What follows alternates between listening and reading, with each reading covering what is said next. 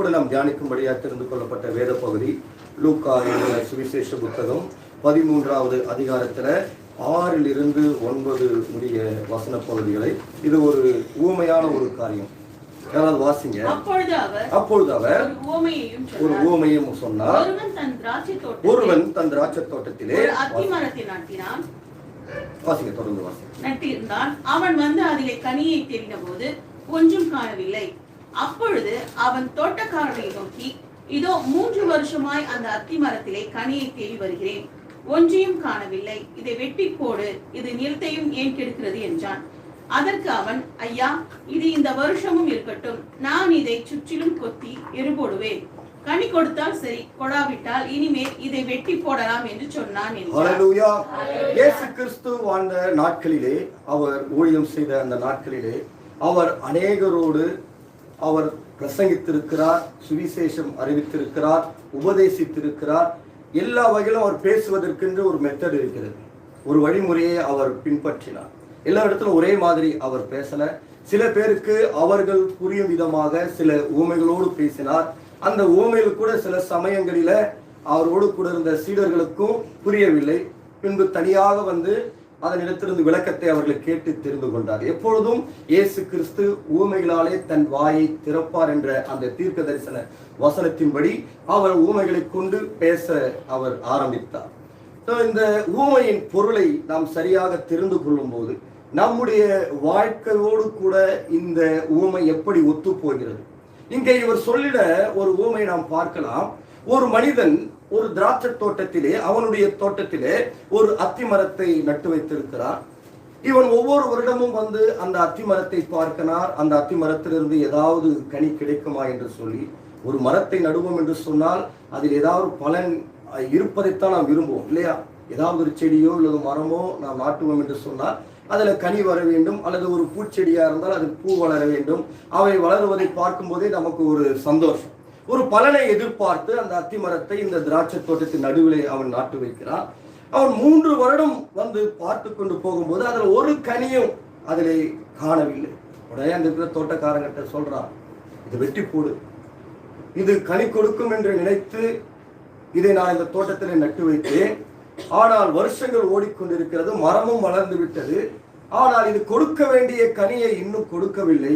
இது ஏன் இருந்து இந்த தோட்டத்தையும் பாழாக்கி கொண்டிருக்கிறது, இதை வெட்டி போடு என்று சொல்லும் போது உடனே தோட்டக்காரன் சொல்றான், ஐயா, இது இந்த வருஷமும் இருக்கட்டும், நான் அதை சுற்றிலும் கொத்தி நான் அதை எரு போடுவேன், கனி கொடுத்தால் சரி, கொடுக்காவிட்டால் இனிமேல் அதை வெட்டி போடலாம் என்று சொன்னார். நம்முடைய வாழ்க்கையில ஆண்டவர் நம்மை தெரிந்து வைத்திருக்கிறார், ஆண்டவர் நம்மை பிரித்தெடுத்தார், ஆண்டவர் நம்மை நாட்டி இருக்கிறார், அவருக்காக நாம் பிரித்தெடுக்கப்பட்டோம். ஆமென் சொல்றீங்களா? ஒருவேளை நம்முடைய குடும்பத்துல நம்மை மாத்திரம் ஆண்டவர் தெரிந்து வைத்திருக்கலாம், தெரிந்து கொண்டிருக்கலாம். நம்முடைய சமுதாயத்துல நம்மை மாத்திரம் ஆண்டவர் தெரிந்து கொண்டிருக்கலாம். இன்றைக்கு ஏதோ ஒரு காரியத்துக்காக ஆண்டவர் நம்மை பிரித்தெடுத்து அவருடைய தோட்டத்திலே நம்மை நாட்டி இருக்கிறார். ஹல்லேலூயா. என்றைக்காவது ஒரு நாள் நாம் ஆண்டவரத்தில் கேட்டிருப்போமா, ஆண்டவரே, எதற்காக இந்த குடும்பத்திலிருந்து என்னை உமக்காக தெரிந்து கொண்டேன், ஏன் என்னை மாத்திரம் நீர் தெரிந்து கொள்ள வேண்டும், ஏன் என்னை மாத்திரம் உமக்காக நீர் பிரித்தெடுத்தீர் என்று என்றைக்காக நாம் ஆண்டவரத்தில் கேட்டிருக்கிறோமா? இன்றைக்கு ஆண்டவர் நம்மை பிரித்தெடுத்திருக்கிறார் என்று சொன்னால் ஒரு நோக்கம் இல்லாமல் இல்லை, ஒரு நோக்கத்திற்காக. ஏதோ ஒரு காரியம் ஆண்டவர் நம்மிடத்துல எதிர்பார்க்கிறார், அந்த எதிர்பார்க்கிற காரியம் நம்மிடத்துல கிடைக்கும் என்று நம்மை நம்பி அவர் நம்மை அவருக்காக பிரித்தெடுத்திருக்கிறார். இது ஆக்சிடென்டா, ஏதோ எதேச்சியா நடந்த காரியம் அல்ல. இன்றைக்கு நான் ஒருவரை பார்த்து கேட்டால், எப்படிமா நீங்க சபைக்கு வரீங்க, எப்படி நீங்க இயேசுவை ஏற்றுக்கொண்டீங்கன்னு கேட்டா நான் பல காரணங்கள் சொல்லலாம்.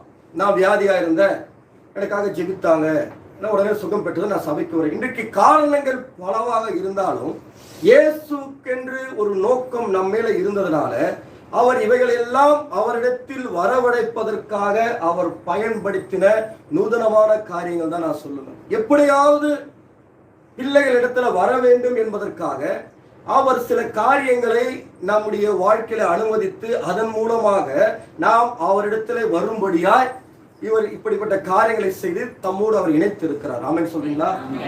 ஹல்லேலூயா. ஒரு நோக்கம், ஒரு நோக்கம். அவருக்கு நம்மிடத்தில் ஒரு நோக்கம் உண்டு. நம் மூலமாக அவர் எதிர்பார்க்கிற ஒரு காரியம் உண்டு.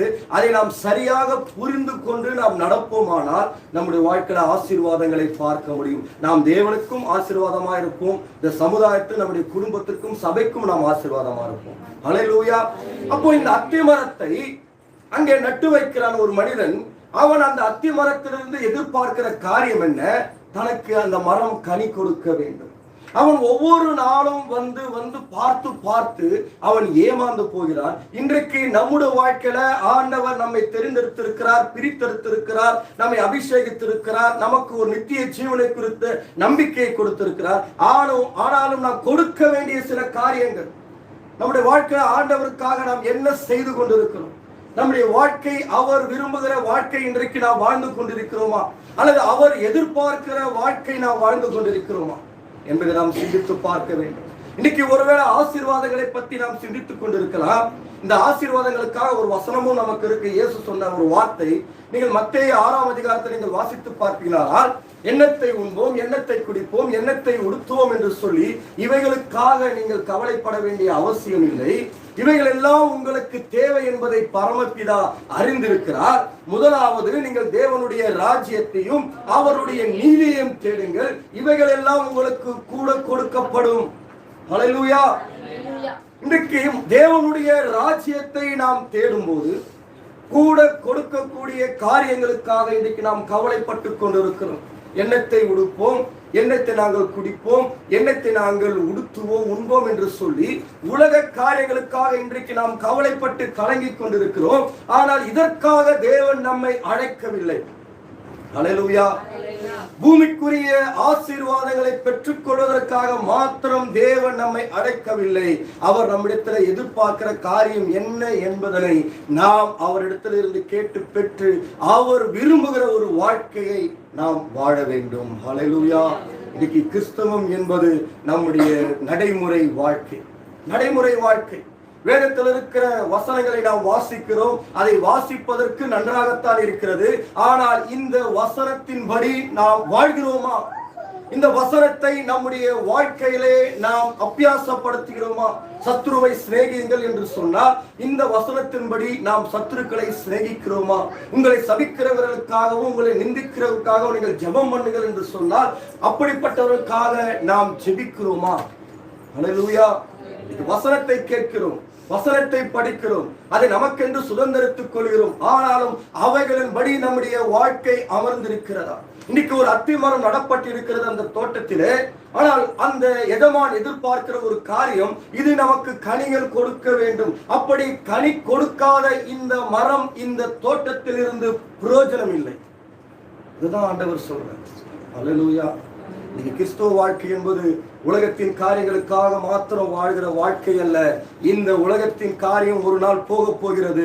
நாம் பரலோகத்தை நோக்கி அல்லது பரம தேசத்தை நோக்கி நாம் போய்கொண்டு இருக்கிறோம். இன்றைக்கு உலகத்தின் ஆசீர்வாதங்களினால நாம் பரலோக ராஜ்யத்தை சென்றடைய முடியாது. ஹல்லேலூயா. கனி கொடுக்கிற ஒரு அனுபவம் நம்முடைய வாழ்க்கையில காணப்பட வேண்டும். தேவனுக்கென்று கனி கொடுக்கிற ஒரு அனுபவம். இன்னைக்கு அந்த மரத்தை நட்டு வைத்து அதிலிருந்து கனி கிடைக்குமா என்று சொல்லி அந்த எஜமான் வந்து பார்க்கும்போது அது கனி கொடுக்காமல் இன்றைக்கு உலகத்திலே அது இந்த தோட்டத்தையும் அதை கெடுத்து கொண்டிருக்கிறது. இன்றைக்கு நாம் எப்படிப்பட்ட கிறிஸ்துவ வாழ்க்கை வாழ்ந்து கொண்டிருக்கிறோம்? எப்படிப்பட்ட கிறிஸ்துவ வாழ்க்கை நாம் வாழ்ந்து கொண்டு சிந்தித்து பார்த்திருக்கீங்களா? இன்னைக்கு என்னுடைய வாழ்க்கை எப்படி இருக்கிறது?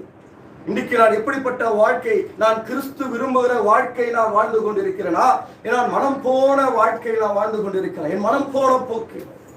சபைக்கு வருகிறோம், ஜெபிக்கிறோம், வேத வசனங்களை கேட்கிறோம், ஊழியங்களே கலந்து கொள்கிறோம், நல்லதுதான், இவைகளெல்லாம் நல்லதான். அதை விட இயேசுக்காக வாழ்கிற அந்த வாழ்க்கை, இயேசு விரும்புகிற, நம் ஆண்டவர் விரும்புகிற ஒரு கனி கொடுக்கிற அனுபவம் உள்ள வாழ்க்கை நாம் வாழ்ந்து கொண்டிருக்கிறோமா? இன்னைக்கு நம்மை பற்றி சபை சொல்லுகிற சாட்சி என்ன? நம்மை பற்றி சுற்றி இருக்கிறவர் சொல்லுகிற சாட்சி என்ன? நம் இடத்திலிருந்து கனிகள் வெளிப்படுகிறதா? ஹல்லேலூயா. நம்முடைய சுபாவங்கள் எப்படி இருக்கிறது? இன்னைக்கு உலகத்தாருக்கும் நமக்கும் ஒரு வேறுபாட்டை ஆண்டவர் வைத்திருக்கிறார். இன்றைக்கு உலகத்தார் இருப்பது போல நம்மால வாழ முடியாது. உலகத்திற்கும் நமக்கும் வித்தியாசம் உண்டு. நாம் வேறு பிரிக்கப்பட்டவர்கள். பரிசுத்தம் என்ற அந்த வார்த்தைக்கு செட் அபார்ட் என்று சொன்னால் நாம் பிரிக்கப்பட்டவர்கள். அப்போ பிரிக்கப்பட்டவர்களிடத்திலிருந்து சுபாவங்கள் மாறுபட்டு காணப்பட வேண்டும். நாம் வாழ்கிற வாழ்க்கை, நம்முடைய குடும்ப வாழ்க்கை ஆனாலும் சரி, நம்முடைய தனிப்பட்ட வாழ்க்கை ஆனாலும் சரி, அல்லது நாம் வேலை செய்கிற ஸ்தலம் எங்கே இருந்தாலும் கிறிஸ்துவர்களாகிய நாம் தனித்துவமாய் தெரிய வேண்டும். அல்லேலூயா, ஆமென் சொல்றீங்களா? நம்மை கவனித்துக் கொண்டிருக்கிறார்கள் தெரியுமா? நம்முடைய சுபாவங்களை கவனித்துக் கொண்டிருக்கிறார்கள், நம்ம நடைமுறை வாழ்க்கையை கவனித்துக் கொண்டிருக்கிறார்கள், நம்முடைய குடும்பத்தை பார்த்து கொண்டிருக்கிறார்கள்.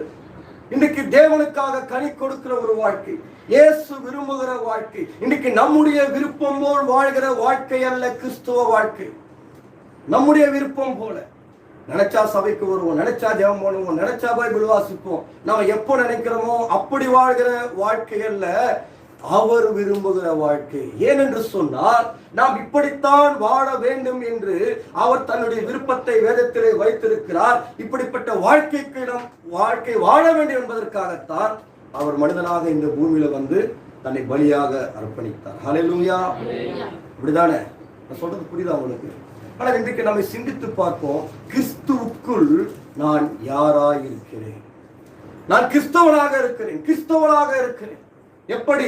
என் வீட்டுக்குள்ள நுழைந்தால் வசனங்கள் இருக்கும்.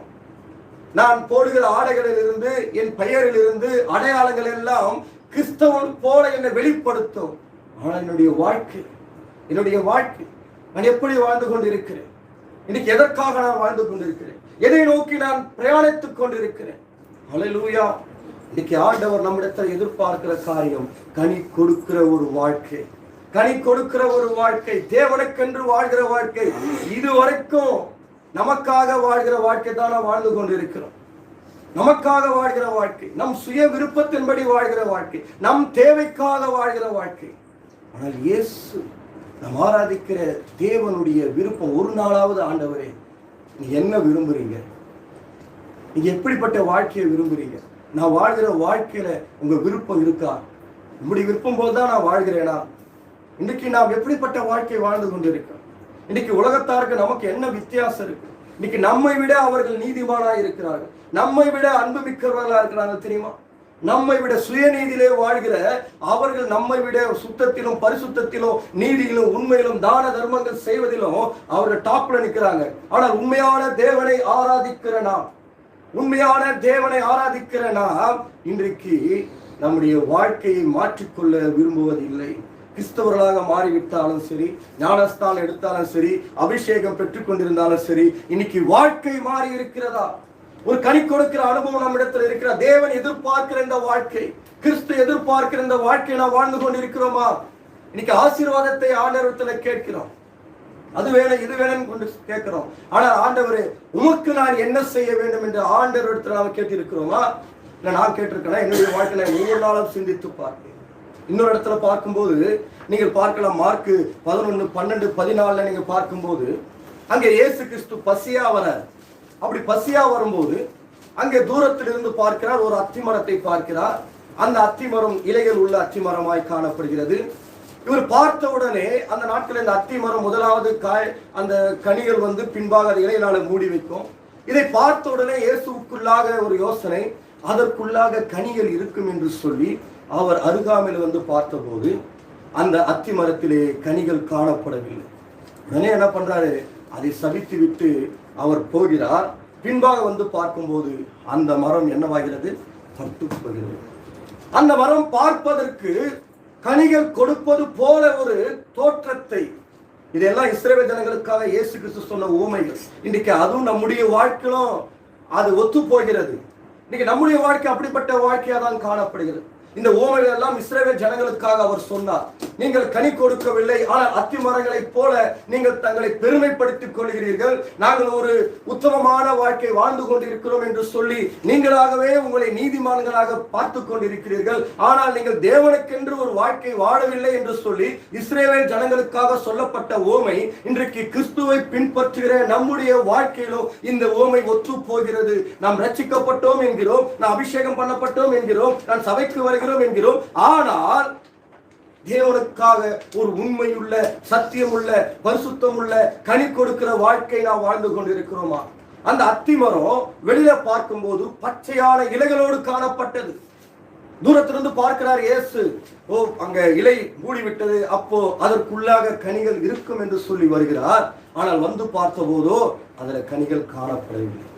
இன்னைக்கு எப்படிப்பட்ட வாழ்க்கை நாம் வாழ்ந்து கொண்டிருக்கிறோம்? நான் ஒவ்வொரு நாளும் ஆண்டவர்களை சிந்திப்போம், ஆண்டவரே நான் வாழ்கிற வாழ்க்கை உமக்கு பிரியமா இருக்கிறதா? எந்தெந்த இடத்துல நான் தவறுகிறேன், எந்தெந்த இடத்துல என் பார்வை தவறுகிறது, எந்தெந்த இடத்துல என் சிந்தனை தவறுகிறது, ஒவ்வொரு சமயமும் ஆண்டவரை அறிக்கைட்டு ஆண்டவரை இதிலிருந்து நாம் மாற வேண்டும், இந்த பார்வையிலிருந்து நாம் மாற வேண்டும், இந்த சிந்தனையிலிருந்து மாற வேண்டும். நீர் விரும்புகிற ஒரு வாழ்க்கை, நீர் எதிர்பார்க்கிற ஒரு வாழ்க்கை நான் வாழ வேண்டும் என்று ஒவ்வொரு நாளும் ஆண்டவரிடத்தில் கேட்டு நாம் வாழ்ந்திருக்க வேண்டும். ஹல்லேலூயா, ஹல்லேலூயா. கிறிஸ்தவ வாழ்க்கை மாறிவிட்டது. இன்னைக்கு கிறிஸ்தவர்கள் அநேக தவறுகள் செய்கிறார்கள். இன்னைக்கு கிறிஸ்தவர்கள் பலவிதமான தகாத காரியங்களை தங்கள் ஈடுபடுத்திக் கொண்டிருக்கிறார் என்று சொன்னால் அவர்கள் கிறிஸ்தவர்கள், ஆனால் கிறிஸ்து அவர்களுக்குள்ளாக இல்லை.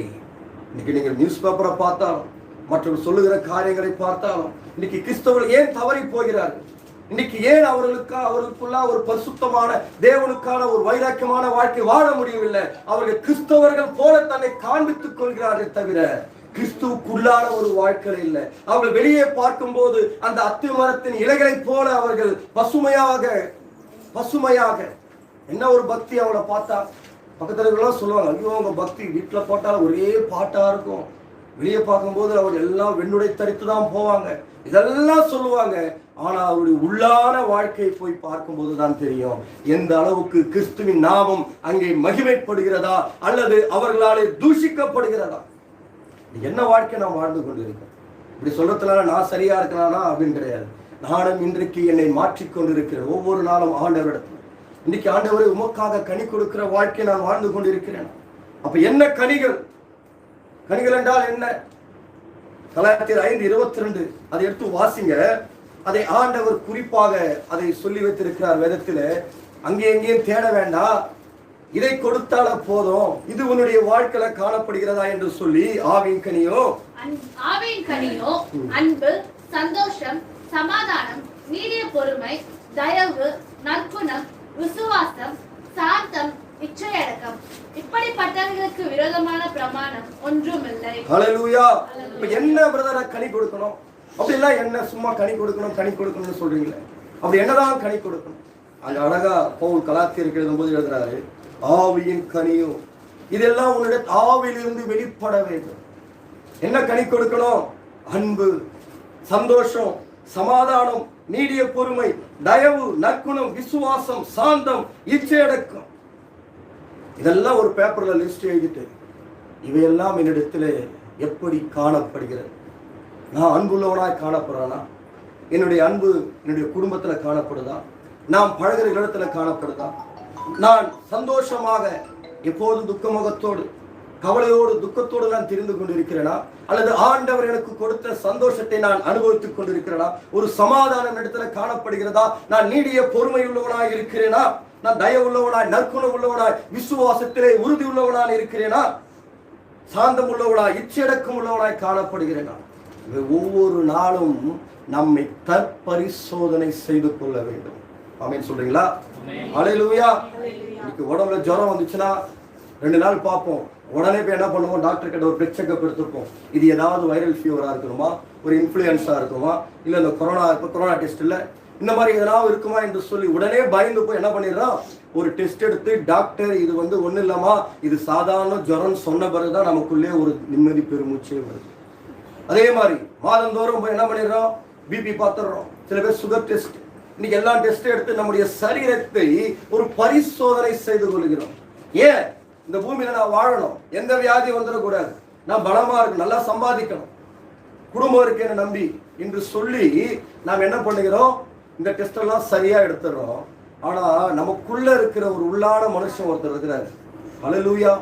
இந்த ஆவிக்குரிய உள்ளான மனுஷன் அவன் எப்படி இருக்கிறான் என்பதை என்றைக்காவது நாம் பரிசோதித்து பார்த்திருக்கிறோமா? அவனுடைய வளர்ச்சி எப்படி இருக்கிறது? அவன் பலமுள்ளவனா இருக்கிறானா? இன்னைக்கு மாம்சீக அல்லது சரீர பிரகார பலவீனத்தை கூட நாம் அதற்குரிய ஆகாரத்தை எடுத்து பலப்படுத்தி விடலாம். ஆனால் ஆவிக்குரிய மனிதனுடைய அந்த பலவீனத்தை எப்படி பலப்படுத்துவது? ஒவ்வொரு நாளும் அவனை சுய பரிசோதனை செய்து நமக்குள்ளே என்னிடத்துல இந்த வளர்ச்சி எப்படி காணப்படுகிறது, நான் அன்பிலே எப்படி இருக்கிறேன், நான் இச்சையடத்துல எப்படி இருக்கிறேன், நான் பொறுமையில எப்படி இருக்கிறேன், இன்னைக்கு நற்குணம் எனக்குள்ளே காணப்படுதான்னு சொல்லி ஒவ்வொரு நாளும் நம்மை நாமே சுய பரிசோதனை செய்து கொண்டு இந்த கிறிஸ்துவ வாழ்க்கையில நாம் முன்னேற வேண்டும். ஆமென் சொல்றீங்களா? ஹல்லேலூயா. ஆண்டவர் உங்களுக்கு கார் கொடுப்பார், ஆண்டவர் உங்களுக்கு ஜெட் கொடுப்பார். உங்க பர்ஸ் எடுத்து பாருங்க, ஆண்டவர் அதுல பணத்தை வைத்திருப்பார் என்று சொன்னால் அதை கேட்கிற ஜனங்கள் அதிகம். அதற்கு கைத்தட்டல் விடும், விசில் பறக்கும். ஆண்டவருக்காக உண்மையா வாழுங்க, சத்தியத்தின்படி வாழுங்க, கனி கொடுக்கிறபடி வாழுங்க சொன்னா அதை கொஞ்சம் யோசனை பண்ணலாம். இதை சொல்றதுக்காக நீங்க அவ்வளவு தூரம் வரீங்க. ஏதோ மாசம் பிறந்துச்சு, இந்த மாசம் பிரச்சனையெல்லாம் ஆண்டவர் சால்வ் பண்ணுவாரு, பால் கடன் அடைப்பாரு, எங்கெங்க வட்டிக்கு வாங்கியிருக்கோமோ அதெல்லாம் அடைச்சிருவாரு, இதை சொல்லுங்கன்னு சொன்னா நீங்க கனி கொடுங்க, பழம் கொடுங்க சொல்லுங்க. அப்படி நினைக்கிறீங்களா? ஹல்லேலூயா, ஹல்லேலூயா. நீங்க வேண்டிக் கொள்வதற்கு முன்பாகவே இவைகள் எல்லாம் நமக்கு தேவை என்பதை நம்முடைய பிதா அறிந்திருக்கிறார். கரங்களை தட்டி ஆண்டவருக்கு நன்றி சொல்லுங்க. நாம் வேண்டிக் கொள்வதற்கு முன்பாகவே இவைகள் எல்லாம் உங்களுக்கு தேவை என்பதை பரமபிதா அறிந்திருக்கிறார். இன்னைக்கு நமக்கு தேவை என்ன என்பதை நம்மை சுற்றி இருக்கிற அறிந்திருக்க மாட்டாங்க. சில தேவைகளை நாம் வாய்விட்டு சொல்ல மாட்டோம். நாம சொல்லாமற் போனாலும் இவைகள் எல்லாம் தேவை என்பதை பரமபிதா அறிந்திருக்கிறார். அப்போ இன்றைக்கு நாம் எப்படிப்பட்ட வாழ்க்கை, இன்றைக்கு நாம் பரலோகத்துக்கு போவதற்காக பிரயாசப்பட்டு கொண்டிருக்கிறோம். அப்படித்தானே? பூமியில இருக்க யாராவது ஆசையா? பூமியிலே நான் இருக்கணுங்க அப்படி யாராவது ஆசைப்படுறீங்களா? சொல்லுங்க வாய் திறந்து. நானும் பரலோகத்துக்கு போறேன், ஆண்டவர் வந்தாருன்னா அவரோடு கூட நாம் போனோம், அல்லது நான் மரித்தா நான் பரலோகத்துல போய் இளைப்பாறலாம், அப்படி யாராவது விரும்புறீங்களா? ஹல்லேலூயா.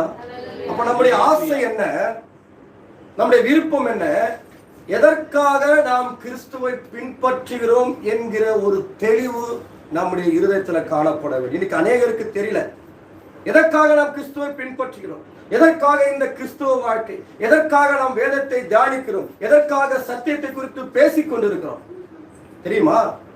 ஹல்லேலூயா. எதற்காக? இந்த பூமியிலே வாழ்ந்து பூமியின் ஆசீர்வாதங்களை சுதந்திரித்து பூமியிலே ஒரு நிரந்தரமான கூடாரம் போடுவதற்காக வாழ்கிற வாழ்க்கை அல்ல கிறிஸ்துவ வாழ்க்கை. நம்முடைய வாழ்க்கை நித்திய ஜீவனை அடைவதற்காக. இயேசு கிறிஸ்து நம்மை பொய் சொல்லி அவரிடத்துல சேர்க்கவில்லை என்பதில் நாம் உறுதியா இருக்கணும். அவர் பொய் சொல்லல. அவர் சீடர்களை அழைக்கும் போதோ என்னை பின்பற்றி வா, உனக்கு பங்களாலாம் தருவேன், உனக்கு அதை தருவேன் இதை தருவேன் சொல்லி பொய் சொல்லி சீடர்களை அவர் அழைக்கவில்லை. அவர் அழைக்கும் போது எல்லாவற்றையும் விட்டுட்டு என்னை பின்பற்றி வா. ஆமென் சொல்றீங்களா? பழைய ஏற்பாட்டில எல்லாத்தையும் சேர்த்து கொண்டு வாழ்ந்தார்கள். இஸ்ரவேல் ஜனங்கள் எகிப்தை விட்டு வெளியே வரும்போது நீ போய் பக்கத்தில் இருக்கிறவங்களாம் பொருளை சேர்த்து கொண்டு ஒரு பெரும் திரளாய் பெரும் பணக்காரர்களை ஒவ்வொருவரும் கடந்து வந்தார்கள். ஆனால் புதிய ஏற்பாட்டில் இயேசு கிறிஸ்து சொன்ன சத்தியம், ஒருவன் என்னை பின்பற்ற விரும்பினால் அவன் தன் சிலுவையை சுமந்து கொண்டு அவன் எல்லாவற்றையும் வெறுத்து வரணும். ஆமென் சொல்றீங்களா? எல்லாவற்றையும் வெறுக்கிற வாழ்க்கை தான் கிறிஸ்தவ வாழ்க்கை. ஹல்லேலூயா. எல்லாவற்றையும் வெறுக்கிற வாழ்க்கை. பவுல் அதான சொன்னாரு, எல்லாவற்றையும் குப்பையும் நஷ்டமுமா எண்ணுகிறேன். இன்னைக்கு நம்மளால சொல்ல முடியுமா அந்த மாதிரி? அதுதானே கிறிஸ்தவ வாழ்க்கை இன்றைக்கு. ஆனால் கூட கொடுக்கக்கூடிய பொருளுக்காக இன்றைக்கு கவலைப்பட்டு கொண்டிருக்கிறோம். இன்னைக்கு ஆண்டவருக்கு கொடுக்க வேண்டிய அந்த கனியுள்ள வாழ்க்கை, அவர் விரும்புகிற அந்த வாழ்க்கை வாழ்வதற்கு நாம் முற்படுவதில்லை. அநேகர் இது கடினமான உபதேசம் என்று சொல்லி பின்வாங்கி போகிறோம். ஹல்லேலூயா, ஹல்லேலூயா. கிறிஸ்துவ வாழ்க்கை என்பது ஒரு மகிமையான வாழ்க்கை என்பதை நாம் தெரிந்து கொள்ள வேண்டும். ஒரு மகிமையான ஒரு வாழ்க்கை, ஒரு மேன்மையான ஒரு வாழ்க்கை. நாம் எல்லாம் இந்த பூமிக்குரியவர்கள் அல்ல என்பதில் நமக்கு உறுதி வேண்டும். நாம் பரத்துக்குரியவர்கள். இது ஒரு மேன்மையான மகிமையான ஒரு வாழ்க்கை இன்றைக்கு நாம் வாழ்ந்து கொண்டிருக்கிறோம். அந்த தெளிவு நமக்குள்ளே காணப்பட வேண்டும். நாம் கனி கொடுக்கிறவர்களாய் கனி கொடுக்கிறோம். இன்றைக்கு ஆவிக்குரிய கனிகள் என்ன என்று வேதம் நமக்கு கற்றுக் கொடுத்திருக்கிறது. இந்த கனிகள் நம்முடைய வாழ்க்கையில வெளிப்படுகிறதா? இன்னைக்கு மற்றவர்களோடு நாம் பழகிற விதம் எப்படி இருக்கிறது? நம்மை குறித்து மற்றவர்கள் சொல்லுகிற சாட்சி என்ன? அவர்கள் சொல்லுகிற சாட்சி நம்மை பற்றி அல்ல, நாம் ஆராதிக்கிற இயேசுவை பற்றி. ஹல்லேலூயா. நாம் ஒரு தவறு செய்தால் உடனே பெயர் யாருக்கு போயிடும்? கிறிஸ்து இதைதான் கற்றுக் கொடுத்தாரா? இயேசு இதைதான் உனக்கு சொல்லி கொடுத்தாரா? உன் சபையில இதைதான் கற்றுக் கொடுத்தார்களா என்று சொல்லி அவர்கள் யாரை குற்றப்படுத்துவார்கள் என்று சொன்னால், நாம் ஆராதிக்கிற இயேசுவை. அதே நாம் அன்பையும் சமாதானத்தையும் நீடிய பொறுமையையும் தயவையும் நற்குணத்தையும் நாம் வெளிப்படுத்தும் போது இது எப்படி உன்னிடத்திலிருந்து வெளிப்படுகிறது? நீ இவ்வளவு அன்பா இருக்கிறாயே, இவ்வளவு தயவா இருக்கிறாயே, எங்க இருந்து கற்றுக்கொண்டாய் சொல்லும் போது நாம் ஆராதிக்கிற இயேசு இதெல்லாம் எனக்கு கற்றுக் கொடுத்தார், இவையெல்லாம் வேதத்தில் இருக்கிறது சொல்லும் போது அங்கே மகிமைப்படுவது நம்முடைய இயேசு. ஆமென் சொல்றீங்களா? எத்தனை பேர் நான் சொல்றது புரியுது? அப்படி புரியலனா யூடியூப்ல அப்படியே இருக்குன்னு நினைக்கிறேன், திரும்பி போட்டு கேளுங்க. ஹல்லேலூயா. அப்ப இன்னைக்கு கனி கொடுக்கிற ஒரு வாழ்க்கை. ஒருவன் அத்தி மரத்தை நட்டு அந்த அத்தி மரத்திலே கனிகள் இல்லாததுனால அதை வெட்டி போட்டு சொன்ன ஒருவன் அந்த அத்திமர இலைகளை பார்த்து அதுல கனிகள் இருக்குமா என்று சொல்லி அருகாமையில சென்று பார்த்தபோது கனிகள் இல்லாததுனால அந்த மரத்தை சவித்து போட்ட நம்முடைய ஆண்டவர் இன்றைக்கு நம்முடைய வாழ்க்கையை அவர் பார்த்து கொண்டிருக்கிறார். அவருக்கு பிரியமான வாழ்க்கை நாம் வாழாமல் அவரிடத்திலிருந்து ஏதாவது பெற்றுக்கொள்வோம் என்று நினைத்தால் நிச்சயமாக முடியாது. அதெல்லாம் காலம் கடந்து போச்சு. நீங்களா ரட்சிக்கப்பட்டு பல வருடங்கள் ஆகிவிட்டது. இப்போயும் போய் சிறு குழந்தைகளை போல ஆண்டவரிடத்தில் அதை கொடுங்க இதை கொடுங்க என்று நீங்கள் கேட்டுக்கொண்டிருக்க முடியாது. ஒருவேளை புதிதாய் இப்போது வருபவர்கள், கிறிஸ்துவுக்குள்ளாக வருபவர்கள் ஒருவேளை கேட்டால் ஆண்டவர் இரக்கம் பாராட்டுவார். ஆனால் அதையே தொடர்ந்து ஆண்டவர் விரும்ப மாட்டார். அல்லேலூயா. ஒரு குறிப்பிட்ட வளர்ச்சி வரும் வரைக்கும் தான் தாயோ தகப்பனோ தன்னுடைய பிள்ளைக்கு சப்போர்ட்டா இருந்து நடப்பதற்கு மற்ற எல்லாவற்றுக்கும் கூட இருப்பாங்க. சைக்கிள் ஓட்ட பழகி கொள்ளும் போது கொஞ்ச நாள் ரெண்டு பக்கமும் அந்த சக்கரை வச்சு சைக்கிள் ஓட்டுவாங்க. அப்புறம் கேரியில குடிச்சு ஓட்டுவாங்க. ஒரு குறிப்பிட்ட நாட்கள் வந்த பிறகு சைக்கிள் அவரே ஓட்ட ஆரம்பிச்சார். அப்பயும் கேரியில யாரும் பிடிச்சி பின்னாடி வரமாட்டாங்க. அப்படிதானே? நீ விடுப்பா, நானே ஓட்டிக்கிறேன். அல்லேலூயா. இன்னைக்கு கிறிஸ்துவ வாழ்க்கை அதே போலத்தான். ஆரம்பத்துல ஆண்டவர் எல்லா விதத்திலும் நான் கேட்கிற ஜெபங்களுக்கெல்லாம் உடனே பதில் ஒரு ஆச்சரியமா இருக்கும். அப்போ ஆண்டவர் ஒரு வழியில நடத்துவார், மகிமையா இருக்கும், ரொம்ப பிரசன்னமா இருக்கும். ஆனால் இவைகளை வளர்ந்து வளர்ந்து வருது நாளாக கொஞ்சம் ஜெபத்துக்கெல்லாம் நம்ம கேட்கிற இந்த ஜெபங்களுக்கெல்லாம் கொஞ்சம் பதில் லேட்டா கிடைக்கும். அப்போ ஆண்டவர் பார்ப்பாரு. அப்ப நாம சில சமயங்க அப்பெல்லாம் ஜெபம் பண்ணும்போது உடனே கிடைச்சிடும். இப்ப கிடைக்கலையேன்னு சொன்னா அதுக்கு என்ன அர்த்தம்? இன்னும் அவரோடு நம்மை நெருங்க சில சந்தர்ப்பங்களை அவர் கொடுக்கிறார், நேரத்தை கொடுக்கிறார். இன்னும் காத்து என்னுடைய சமூகத்துல உன்னுடைய பொறுமை எப்படி இருக்கிறது என்று அவர் பார்த்து கொண்டிருக்கிறார். அப்போ வளர வளர வளர நாம் சில சமயங்களை கடினமான சில அனுபவத்துக்குள்ளாக நாம் போக வேண்டி இருக்கும். அந்த சூழ்நிலையில நம்முடைய உறுதி எப்படி இருக்கிறது என்பதை ஆண்டவர் பார்க்கிறார். ஆமென் சொல்றீங்களா? அப்பதான் ஆரம்பத்துல ஜெபம் பண்ணா உடனே நடக்கும். என்ன கேட்கிறோமோ அப்படியே ஆண்டவர் கொடுப்பாரு. ஆனா வருடங்கள் ஆக ஆக ஆக என்ன தெரியுமா, நம்முடைய விசுவாசத்தில் நாம் எப்படிப்பட்ட உறுதியோடு இருக்கிறோம் என்பதற்காக சில கால தாமதங்கள் வரும். அதில் நம்ம பொறுமையா இருப்போமானால் பின்பாக ஆண்டவர் கொடுக்கிற அந்த மேலான ஆசீர்வாதத்தையும் அந்த விசுவாசத்துல உறுதியும் நாம் பெற்றுக்கொள்வோம். அப்போ இந்த ஆவிக்குரிய கனிகள் நம்முடைய வாழ்க்கையில வெளிப்படுகிறதா? அப்போ ஆவிக்குரிய கனிகள் நம்முடைய வாழ்க்கையை வெளிப்பட வேண்டுமானால் நாம் என்ன செய்ய வேண்டும்? சங்கீதம் நீங்கள் 1 நீங்கள் வாசித்து பார்த்தீர்களானால் அங்கே சொல்லப்பட்டிருக்கும், கர்த்தருடைய வேதத்தில் பிரியமாயிருந்து இரவும் பகலும் தியானமாயிருக்கிற மனுஷன் பாக்கியவான். அவன் எப்படி இருப்பானா? நீர்க்கால்கள் ஓரமாய் நடப்பட்டு தன் காலத்தில் தன் கனியை கொடுக்கிற இலையுதிராது இருக்கிற மரத்தை போல் இருப்பான். யாரால கனி கொடுக்க முடியும்? நீர்க்கால்கள் ஓரமாக நடப்பட்ட மரம். எது நீர்க்கால்? தேவனுடைய வார்த்தை.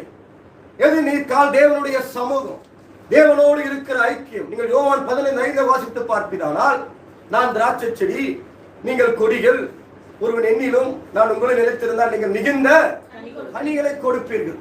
தேவனோடு நிலைத்திருக்கிற ஒரு வாழ்க்கை, அது நிரந்தரமான ஒரு தொடர்பு, நிரந்தரமான, அப்பப்போ சந்தர்ப்பவாதியாக வந்து வந்து போறதல்ல கிறிஸ்துவ வாழ்க்கை. ஆண்டவரோடு நிரந்தரமான, என்ன வந்தாலும் ஆண்டவர் என்னையும் பிரிக்க முடியாது. பவுல் சொல்றாரு பார்த்தீங்களா, கிறிஸ்துவின் அன்பை விட்டு என்னை பிரிப்பவன் யார் என்று சொல்லி. எந்த விதமான துன்பமோ துயரமோ வறுமையோ வியாகுலமோ எதுவும் அவருடைய அன்பை விட்டு என்னை பிரிக்க முடியாது. அந்த இடம் ஒரு நிரந்தரமான, நமக்கும் தேவனுக்குள்ள ஒரு ஐக்கியம். நீர்க்கால்கள் ஓரமாய் நடப்பட்ட அந்த மரம் என்ன பண்ணுமோ, அந்த தண்ணீரை உறிஞ்சி தன் காலத்திலே தன் கனியை கொடுத்து இலையுதிராதிருக்கிற இன்னைக்கு எப்படிப்பட்ட நம்ம வாழ்க்கை வாழ்ந்து கொண்டிருக்கிறோம்? நம்முடைய வாழ்க்கை, நம்முடைய கனி கொடுக்கிற இந்த அனுபவத்துல நம்முடைய மரத்தின் இலைகள் விழுந்து விடுகிறதா? இன்னைக்கு பார்க்கும்போது ஒரு மாதிரியாகும், நேற்று பார்க்கும்போது நம்முடைய வாழ்க்கை ஒரு மாதிரியாகும். மாறி மாறி வாழ்கிற ஒரு வாழ்க்கை நாம் வாழ்ந்து கொண்டிருக்கிறோமா? இன்னைக்கு எப்படிப்பட்ட வாழ்க்கை நாம் வாழ்ந்து கொண்டிருக்கிறோம்? இன்னைக்கு கிறிஸ்துவுக்குள்ளான நம்முடைய வாழ்க்கை எப்படி இருக்கிறது? இன்னைக்கு கிறிஸ்துவை நாம் எப்படி பின்பற்றுகிறோம்? இன்னைக்கு உலகத்திற்காக ஒத்த வேஷம் தரித்து, உலகத்திற்கு ஒத்த வேஷம் தரித்து, ஆனால் நாம் உலகத்தோடு ஒத்து போனோம்னு சொல்லி ஒரு ஒத்து போன வாழ்க்கையை நாம் வாழ்ந்து கொண்டிருக்கிறோமா? அல்லது நான் வேறு பிரிக்கப்பட்டவன், நான் தேவனுக்கென்று கனி கொடுக்க வேண்டும், அந்த கனியை அவர் என்னிடத்திலிருந்து எதிர்பார்க்கிறார் என்று சொல்லி அவர் விரும்புகிற கனி கொடுக்கிறவர்களாக இன்னைக்கு வாழ்ந்து கொண்டிருக்கிறோமா? ஹல்லேலூயா, ஹல்லேலூயா. ஆண்டவர் சொல்லிட்டாரு, நல்ல கனி கொடாத மரம்லாம் வெட்டுண்டு அக்கினியிலே போடப்படும். கடைசி நாட்கள் ஜாக்கிரதையா நாம இருக்கணும். ஆண்டவரே, உம்முடைய நாமத்தினால நாங்கள் பிசாசுகளை துரத்தணும், உம்முடைய நாமத்தினால அற்புத அடையாளங்கள்லாம் செஞ்சோம், நாங்க சபைக்கு தொடர்ந்து போனோம், ஊழியத்தெல்லாம் கடந்து கொண்டோம், உபவாசம் போட்டு நாங்க ஜெபித்தோம். ஆண்டவரே எங்களுக்கு திறந்து கொடுங்க. பரலோகத்துல வாசலை சொல்லும் போது சொல்றாரு, உங்களை அறியேன். ஏன் அறியேன்னு சொன்னாரு? அக்கிரம செய்கைக்காரரே, என்னை விட்டு அகன்று போங்க. அவருடைய நாமத்திற்காக, அவருடைய நாமத்தினால்தான் எல்லாமே செஞ்சாங்க. ஆனால் அங்கே ஆண்டவர் எதிர்பார்க்கிற காரியம், உன்னுடைய வாழ்க்கை எப்படி இருந்தது? வரங்கள் இல்லாமல் கூட வாழ்ந்துடலாம் கிறிஸ்துவ வாழ்க்கையில, கனிகள் இல்லாத வாழ்க்கை ஆண்டவர் ஒருபோதும் விரும்ப மாட்டார். ஆமென் சொல்றீங்களா? ஹல்லேலூயா. இன்னைக்கு எல்லாருக்கும் வரங்கள்லாம் விருப்பம். நான் கையை வச்சா பிசாசு ஓடணும், நான் கையை வச்சா அவன் விழணும், அற்புதம் நடக்கணும். அற்புதம் அதிசயம் எல்லாம் ஆண்டவர் செய்யற இடத்துல கண்டிப்பா செய்வார். யாருக்கு தேவையோ அந்த இடத்துல செய்வார், யாருக்கு தாகம் உள்ளதோ அந்த இடத்துல ஆண்டவர் செய்வார். ஆனால் கனிகள் உள்ள ஒரு வாழ்க்கை, அக்கிரம செய்கைக்காரரே என்னை விட்டு அகன்று போய், எவ்வளவு பரிதாபமான ஒரு காரியம். அந்த பரிதாபத்துக்குள்ள நாம போகணுமா? எதற்காக நாம் கிறிஸ்துவை பின்பற்றுகிறோம்? எதற்காக தேவன் நம்மை பிரித்தெடுத்தார்? எதற்காக தேவன் நம்மை தெரிந்து கொண்டார்? எதற்காக பாவ மன்னிப்பை நமக்கு ஆண்டவர் கொடுத்திருக்கிறார்? எதற்காக வேதத்தை நாம் வாசிக்கிறோம்? எந்த நோக்கத்திற்காக நாம் வாசிக்கிறோம்? ஹல்லேலூயா. கவனிக்கிறீங்களா? இன்னைக்கு நம்முடைய வாழ்க்கையை நாம் ஆராய்ந்து பார்க்க வேண்டும், நம்முடைய வாழ்க்கையை நாம் சிந்தித்து பார்க்க வேண்டும். நான் வாழ்கிற வாழ்க்கை சரியா இருக்கிறதா? நான் சரியான வாழ்க்கை நான் வாழ்ந்து கொண்டிருக்கிறேனா? இன்னைக்கு ஆண்டவருக்கு பிரியமான வாழ்க்கை நான் வாழ்ந்து கொண்டு, ஜெபத்தெல்லாம் விடுங்க, ஜெபிக்கிறோம், நல்லது, வேத வாசி நல்லது. ஆனால் என்னுடைய தனிப்பட்ட அல்லது தனி மனித ஒழுக்கம், என் குடும்பம் எப்படி சாட்சியா இருக்கு? என் குடும்பத்தை குறித்து மற்றவர்கள் எப்படி சாட்சி சொல்றாங்க? இங்க வரும்போது அந்நிய பாஷைகளை பேசி, அல்லது இங்க வரும்போது ஆர்ப்பரித்து ஜெபம் பண்ணிட்டு வீட்டுக்கு போன பிறகு யாவரோடும் சமாதானம் இல்லாத ஒரு வாழ்க்கை வாழ்ந்து கொண்டிருக்கிறோமா? சபைக்கு வரும்போது ஒரு மாதிரியாகவும் வெளியிலே ஒரு மாதிரியாகவும் வாழ்ந்து கொண்டிருக்கிறோமா? திட்டலாம், திட்டுற மாதிரி இருக்காதா? நிச்சயமா உங்களை யாரும் திட்டல, சத்தியம் அதான் சொல்லுது. ஹல்லேலூயா. இந்த மரத்தை வெட்டி போடுன்றாரு. உடனே தோட்டக்காரன் சொல்றான், இந்த ஒரு வருஷம் இருக்கட்டும், இந்த ஒரு வருஷம் இருக்கட்டும்.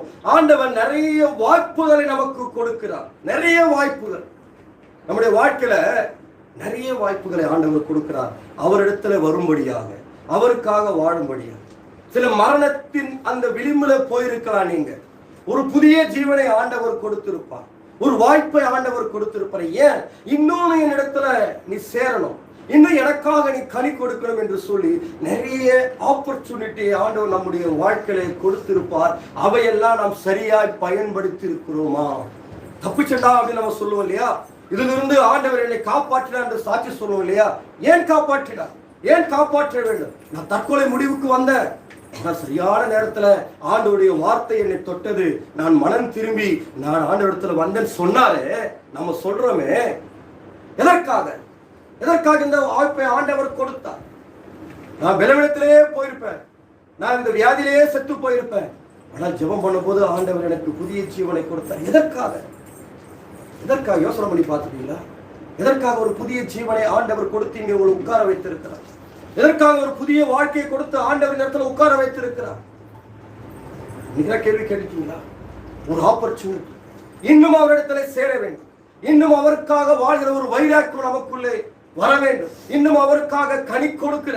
என்றைக்கோ என் குடும்பம் பிரிந்து போயிருக்கும், என் கணவன் என்னை விட்டு போயிருப்பார், என் குடும்பம் சின்ன பின்னமா இருக்கும், ஆனால் கர்த்தருடைய வார்த்தை இன்றைக்கு எங்களை இணைத்திருக்கிறது, நாங்கள் சமாதானமா இருக்கிறோம் என்று சொல்லி இன்றைக்கு நாம சாட்சி சொல்றோமே. எதற்காக ஆண்டவர் குடும்பத்திலே இணைத்து ஒரு சமாதானத்தை கொடுத்திருக்கிறார்? இந்த குடும்பம் அவருக்கு சாட்சியா இருக்கும்படியா, நாம் அவருக்கு சாட்சியா இருக்கும்படியா, அவர் விரும்புகிற கனி கொடுக்கும்படியா இன்னைக்கு நாம் எப்படிப்பட்ட வாழ்க்கை வாழ்ந்து கொண்டிருக்கிறோம்? கிறிஸ்துவுக்குள் நான் யாராக இருக்கிறேன்? அப்படியே கண்களை மூடி நமக்குள்ள எழும்புகிற ஒரு கேள்வி, கிறிஸ்துவுக்குள் நான் யார்? எதற்காக எதற்காக ஆண்டவரே நீர் என்னை தெரிந்து கொண்டேன்? நான் உமக்கு என்ன செய்ய வேண்டும்? எதை இடத்திலும் விரும்புகிறேன்? இந்த ஊமை மூலம் நான் பார்த்தது கனி கொடுக்கிற ஒரு வாழ்க்கை இடத்துல காணப்பட வேண்டும் என்று ஆண்டவரை விரும்புகிறேன். அப்படிப்பட்ட கனி கொடுக்கிற வாழ்க்கை நான் வாழும்படியா எனக்கு உதவி செய்யும். இன்றைக்கு நமக்கு உதவி செய்யும்படியாகத்தான். நாம் பலவீனர்கள். ஆண்டவர் நம்முடைய பாவத்தை அவர் பாவமா பார்க்கல, தெரியுங்களா? அதை நம்முடைய பலவீனமா பார்க்கிறார். ஐயோ, என் மகன் பலவீனன், இந்த பாவத்தில் அவன் விழுந்துடுறான், இப்படி பலவீனமா இருக்கிறவனுக்கு நான் உதவி செய்யணுமே என்று சொல்லிதான் பரிசுத்த ஆவியானவர் நமக்கு கொடுத்திருக்கிறார். அவன் பலவீனத்துல விழுந்துடுறான், அவன் பலவீனம் அவனை பாவத்துக்குள்ளாக தள்ள வைக்கிறது. ஆனால் அந்த பலவீனத்துல நம் பரிசுத்த ஆவியானுடைய உதவியை கேட்டு, ஆண்டவர் இந்த பலவீனத்தில் எனக்கு உதவி செய்யப்பான்னு சொன்னீங்கன்னா அந்த பாவத்துல விடாதபடிக்கு, ஒரு குறிப்பிட்ட பாவத்தோடு இன்னைக்கு நீங்க வாழ்ந்து கொண்டிருக்கீங்களா? இந்த பாவத்தை என்னால விட முடியல, இந்த பாவம் என்னை எப்பொழுதும் அதில் விட பண்ணுகிறது, இதுல இருந்து நான் வெளியே வரணும் பிரதர், எப்படி வரணும்னு சொல்லி நீங்க ஒருவேளை நீங்க சிந்தித்துக் கொண்டிருப்பீர்கள் என்று அதற்குத்தான் பரிசுத்த ஆவியானவரை தேவன் நமக்கு கொடுத்திருக்கிறார். என்றென்றும் நம்மோடு கூட வாசம் பண்ண முடியாது. அவர் கரத்தை பிடித்துக் கொண்டு, ஆண்டவரே இந்த குறிப்பிட்ட பாவத்திலிருந்து என்னால வெளியே வர முடியல, எனக்கு உதவி செய்யுங்கப்பா, உமக்காக வைராக்கியமா வாழணும்னு நினைக்கிறேன், உமக்காக கனி கொடுக்கிற வாழ்க்கை வாழணும்னு நினைக்கிறேன், உமக்காக ஏதாவது சாதிக்கணும்னு நினைக்கிறேன், ஆனா என் குடும்ப சூழ்நிலைகள் ஆண்டவரே உம்மிடத்தில் நெருங்காதபடிக்கு என்னை தடுக்குதுன்னு சொல்றீங்களா? பரிசுத்த ஆவியானவர் பிடித்துக் கொள்ளுங்க. கரங்களை உயர்த்தி, கரங்களை உயர்த்தி, கரங்களை உயர்த்தி. அந்நிய பாஷை பேசுகிற வரங்களை பெற்றவர்கள் அப்படியே ஒரு நிமிஷம், நான் முடிக்க போறேன், ஒரு நிமிஷம் அந்நிய பாஷைகளை பேசுவாங்க. ஹalleluya, ஹalleluya, ஹalleluya. ரிபா ஹஷாட்டா கராகே, ரிபா லபா ஹந்தரே கபா உஷா கபாலபா, ரிமா ஹந்தரே கேதோரோடு புரிஷி பிலாத்தியா குரபா, ரிமா ஹந்தராக சத்தத்தோடு பேசுங்க பார்க்கலாம். ஆண்டவரே உமக்கு ஸ்தோத்திரம். பெரேயா பட்டணத்தார் வசனத்தை மனோவாஞ்சையாய் கேட்டதனால, மனோவாஞ்சையாய் கேட்டதனால அவர்கள் திசை நோக்கிய உள்ளவர்களை பார்க்கிறோம், நற்குணசாலிகளாய் மாறினார். ஓ ரபா பாபா பாபா ரத்தை ரக்கா பாரா ஷேகே, ஓ ரபா எல்லாம் யார் அமைதியா எல்லாம் வாயில ஓ ரக்கா ரபா ரேவே ரேவே ரபா ரபா ரபா ரபா. அர்ப்பணிப்புள்ள ஒரு அர்ப்பணிப்புள்ள இருதயம். நான் வாழ்ந்தாலும் ஒரு நாள் வாழ்ந்தாலும் அது உமக்காக வாழ்கிற அந்த வாழ்க்கை, உம்மை வெளிப்படுத்துகிற வாழ்க்கை, இயேசுவை உம்மை வெளிப்படுத்துகிற ஒரு வாழ்க்கை, மனிதனை பிரியப்படுத்துதல், மனுஷனுக்காக அல்ல, நான் சொல்லுவேன் போதகருக்காகவும் அல்ல, இயேசுக்காக வாழ்கிற வாழ்க்கை. ஓ மனுஷனை பிரியப்படுத்த ஆண்டவர் விரும்பல, உண்மை பிரியப்படுத்த. ஓ ரபா பாபா பா ரேகரே, ஓ ரஷாதா ரபா பாபா பாபா. ஹalleluya, ஹalleluya, ஹalleluya. நன்றி நன்றி நன்றி தகப்பனே, நன்றி தகப்பனே, நன்றி தகப்பனே, நன்றி தகப்பனே. கரங்களை ஊற்றி சொல்லுங்க. நல்ல ஆண்டவரே, வேலைக்காக உமக்கு நன்றி செலுத்துகிறேன்.